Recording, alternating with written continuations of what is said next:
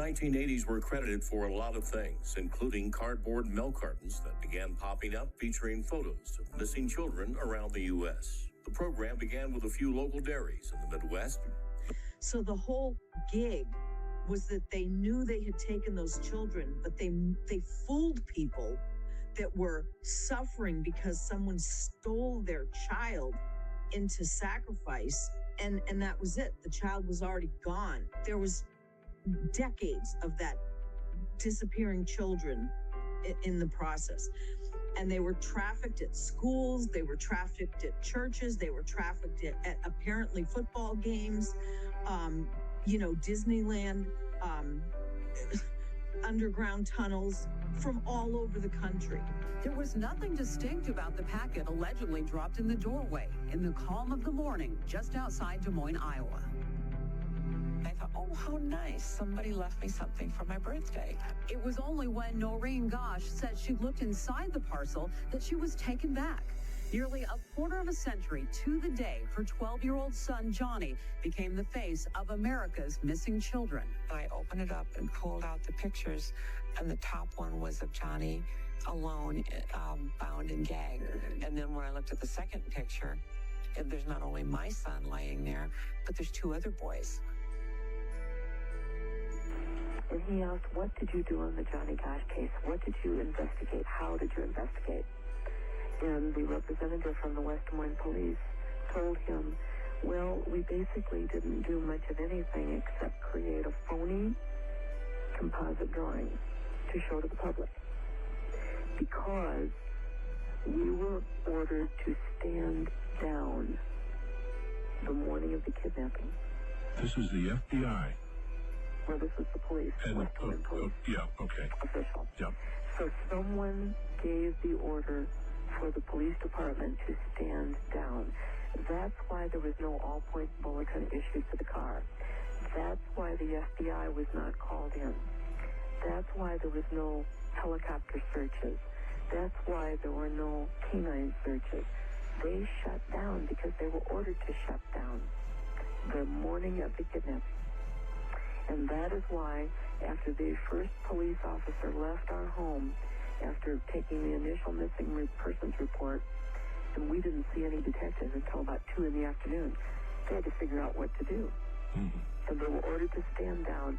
So everything else that appeared on TV or any interviews they did, they were trying to just make it look like they did something on the case, because Jim Rothstein has it verbatim that they were ordered to stand down, and he's willing to testify in court to that effect.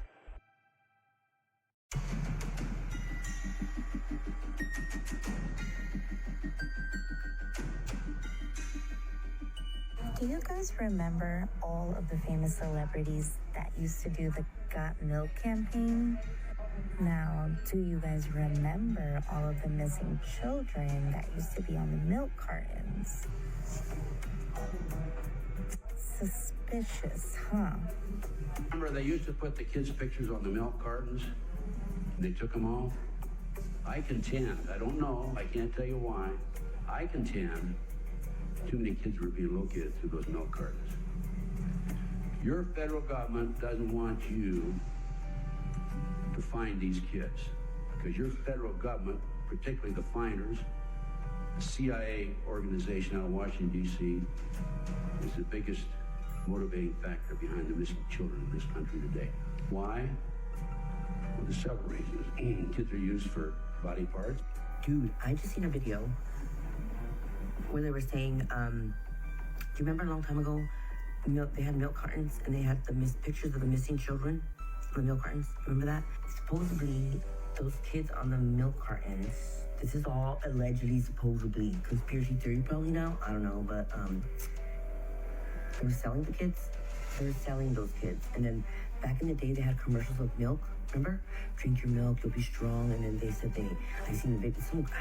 I just clicked on it real quick to make this video. But some girl, she was eating cereal in her video, and she was talking. She wrote in her caption about the celebrities making commercials. They have milk mustaches. Like, milk is so good. Drink milk. So everybody would buy the milk. In the back of the milk cartons, they would have the missing children. But those missing children, in reality, were like being sold. You would like call the number and all that. Something very creepy happened. In 1997, his mother made a very strange claim. She said that Johnny turned up at her doorstep one night. It was the middle of the night, and he was standing on her doorstep with an unknown man. She said she was sure it was her son Johnny because she checked for a birthmark that he had on his chest, and it was there. She also said that she invited him into her house, and he sat there for an hour talking to her, but he wouldn't tell her where he was living, and he said he was still in danger. But then he walked out the door and was never seen again, so police didn't know whether to believe this mother. Was she going crazy? Did she actually see him? The whole case was very bizarre and creepy. What's weird is that around the time that Johnny was actually taken on his paper route, there were other missing cases about boys who were also taken on their paper route. Very similar circumstances, similar ages. It was like someone was out there targeting that type of person. Some say that the abrupt end of the Milk Carton Kids program was because it was frightening children and parents to see these milk carton photos on a daily basis. A dispiriting thought, since the children missing were certainly more frightened than they could ever be. Others say it was not working. Many say it worked too well. I'm leaning more towards the latter. There were so many children going missing that this program ran the risk of exposing the worldwide human trafficking operation. While we have Amber Alerts now, if they work so well, why are there at least 460,000 children going missing every year in the United States alone? We also have another major issue going on in our ports right now, and I just wanted to speak on it because I don't think a lot of people understand why they're striking. One of the major reasons I've been seeing coming out of videos and reports from people talking about it is that they get tired of hearing children screaming inside the containers. Yeah, you heard that right. The workers are striking, and one of the main reasons is they're tired of hearing humans being shipped over and screaming and banging on the inside of the shipping containers to get out. I understand we have a serious human trafficking issue in this country. I just did not think it was this bad. Never once did it cross my mind we need to be checking shipping containers for people. Can you imagine how long somebody's been inside of one of those, depending on how long they were waiting to dock? No heat, no air, nothing. I pray for the workers of the ports because I don't think they signed up to deal with people. Pretty sure they were just supposed to move cargo and goods. This is crazy, y'all.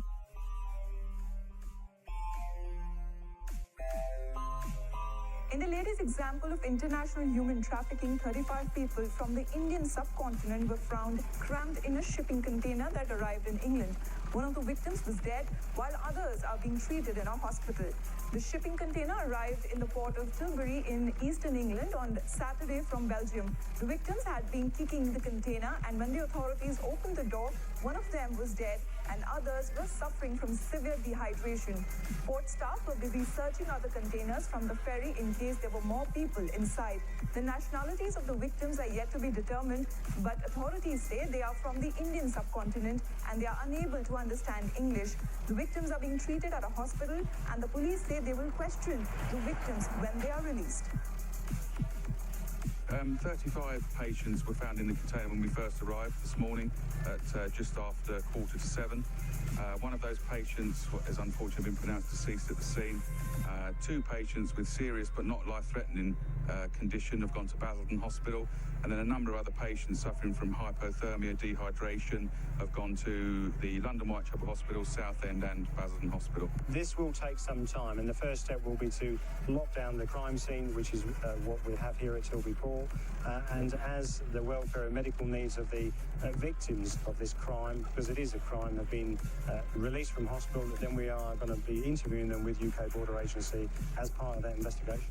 Also this morning, the port strike is entering its second day. Tens of thousands of dock workers are on picket lines from Maine to Texas. Shipping up and down the East Coast has been brought to a standstill. One of the most overlooked aspects of human trafficking is the method of transportation. How are they moving these people all around the world? I believe it's through container ships. I'm currently standing on a container ship with roughly 10,000 containers. Maybe 5 to 10% of the cargo that comes in and out of the United States is scanned, x-rayed, and looked at by CBP. Any one of these containers you see on this ship Could have about 75 people in it. We know I've talked to CBP agents before. They have found containers with advanced life support systems, food and supplies for these people to live in these containers for a substantial amount of time while they move from port to port. I believe it's a huge problem. I honestly believe I have seen with my own eyes. I have seen families. I have seen children. We've seen stowaways.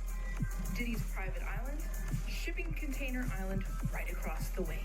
Diddy's island with all of his friends, just a short drive away from a very huge island platform full of shipping containers. And you have to go right next to the Coast Guard. We all know it's been sealed and talked about. What are the odds that this man lives on this island just a short walk away from this entire platform of shipping containers? Come on, what do Diddy and shipping containers have in common?